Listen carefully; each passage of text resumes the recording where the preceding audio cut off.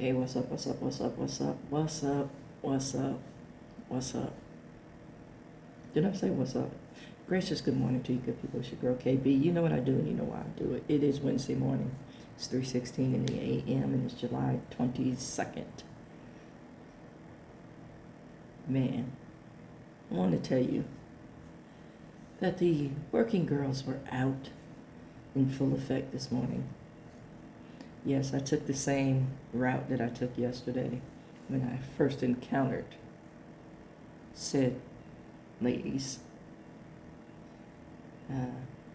Today's ensembles were mini cocktail dresses, these sequins with these spaghetti straps. Yeah, if I don't know anything else, I'm a jeans and t-shirt kind of girl. But if I don't know anything else, I do know fashion. Because I'm gonna blame my sister for this one.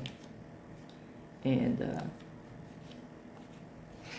person I call like an adopted brother, I shared that we've always had some kind of border living with us because my brother played on sports teams where people were recruited from out of state, and they eventually kind of migrated to our house and became boarders. So Mr. Joe used to read GQ, had a subscription to GQ, and fancied himself a bit of a black dandy. So he would dress accordingly. And then my sister had a subscription to 17 magazine. That's when, back in the day when Whitney Houston started off as a model before she became a singer. And so, when we saw Whitney, it's like, wow, because before then we had like Beverly Johnson and other black models. I want to say Jane Kennedy was on a lot of magazines. But, when we saw black faces on magazines and on TV, we kind of lost our minds because it was the first instance of representation. Anywho, the ladies were out in full effect in their cocktail dresses. Mind you, it's pitch black out, but you can see the sequins in the shadows. That's better than yesterday's swimsuit model, I must say.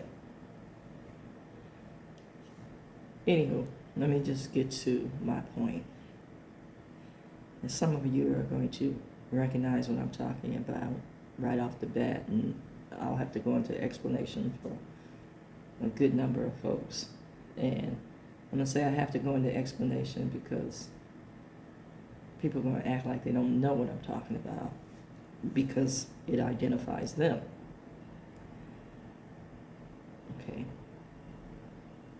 Nothing responds more appropriate to the definition than the individual that you call out on the behavior. Okay, let that sink in. Nothing responds on point to the definition more than somebody that you call out on the behavior identified with the definition. So if I call somebody out as being racist, their behavior immediately goes to racism to explain why they're not what I called them. Now, mind you, everybody has bias. And I will give ample opportunity and ask multiple questions to kind of unravel the bias in the conversation. Again, everybody has it. But when you're firm and fast and fixed on a position, and you're greeted with facts to the contrary to that position, I mean facts, not feelings, because a lot of people confuse those two. But when you're provided with facts contrary to what you're holding on to, that in and of itself proves that you're committed to your ignorance. And that, my friends,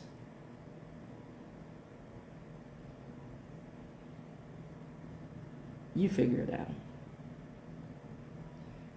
And there's a difference, because people, we have this polite, do air quotes for polite, dysfunction where you tolerate folks, but you don't like them. You don't understand them. You go to where you feel safe, and your opinions are coddled and reinforced. That part.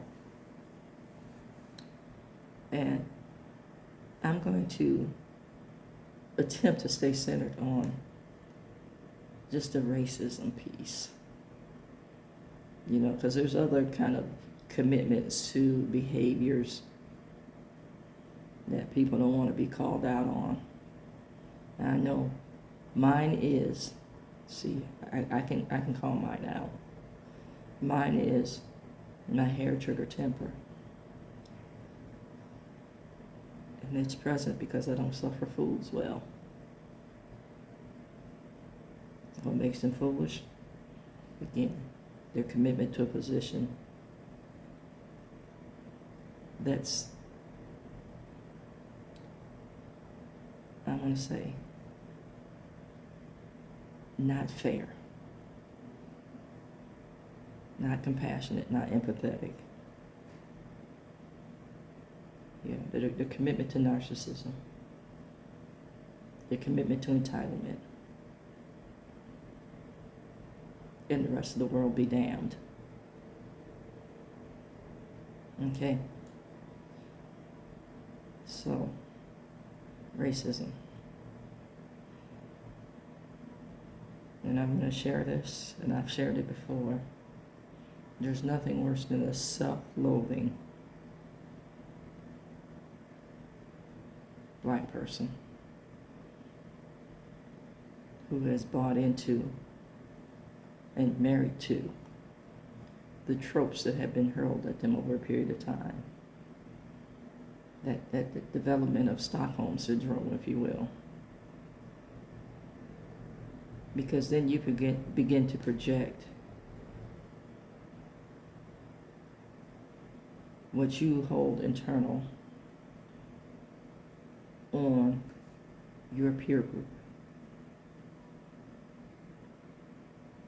It's like one rotten apple in a bunch.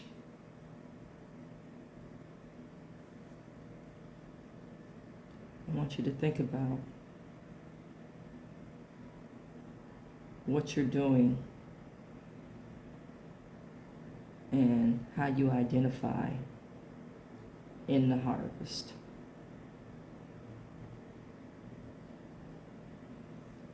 What you're doing and how you identify in the harvest. Think about it.